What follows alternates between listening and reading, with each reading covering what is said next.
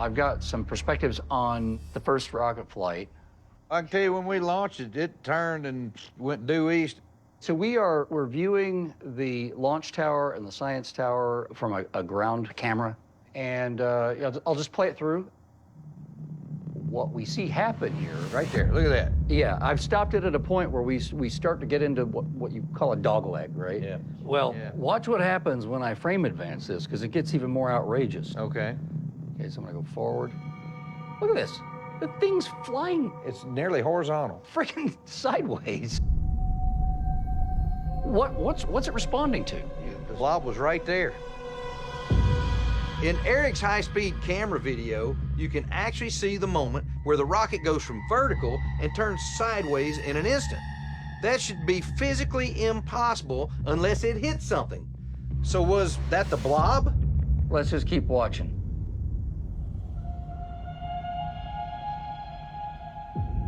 It looks like it's moving around the blob or something. That is wild.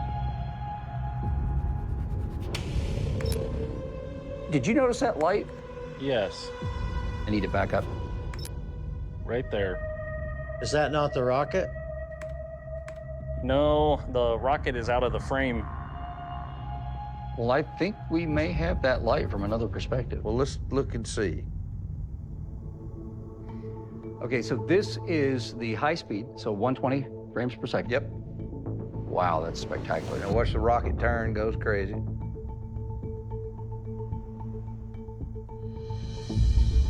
Whoa. What is that light?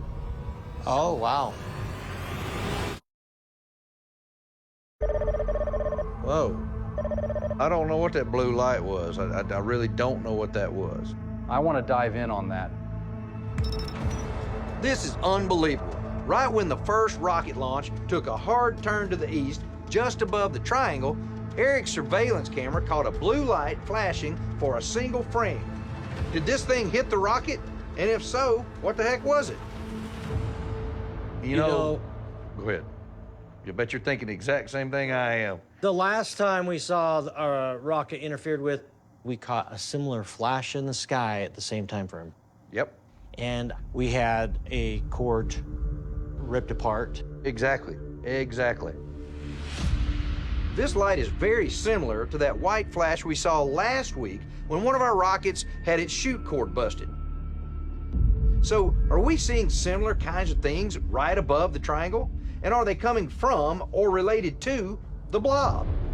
Did we see a light like this on the second launch when the cord snapped? No, but that's a single frame.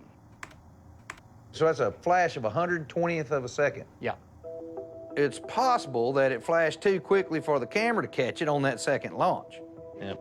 I mean, whatever it is, however it managed to appear and disappear so quickly, there's precedent Yeah. for there being orbs flying around out there when we see the rockets mess up. Yeah. Yep. At this point, you know, I think it would be instructive to take a look at the GPS records from the helicite. So I'm going to bring that up. Okay, so the bubble boundary is marked in white on the ground. So I want to draw your attention to these data points very close to the bubble boundary. Look at the missing points. Yes. Right in the bubble, you're missing points right there. Or they're been misplaced. Yes. Or they're somewhere else. Well, Yeah, that's right, good typically point. the case. Yeah. I see one way out yonder. Look, Yeah. way out there. My goodness. Oh, wow. That's got to be like off in space. And there's another one over there. What about underground, Eric? Oh, good question. We do have some data underground.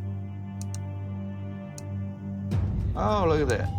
It's right over the boundary is where the dip and your points are. Yes. That means something. So now we find out that the GPS data that we thought was missing from the helicite when it passed through the bubble boundary wasn't missing.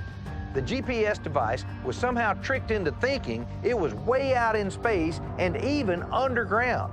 That makes no scientific sense.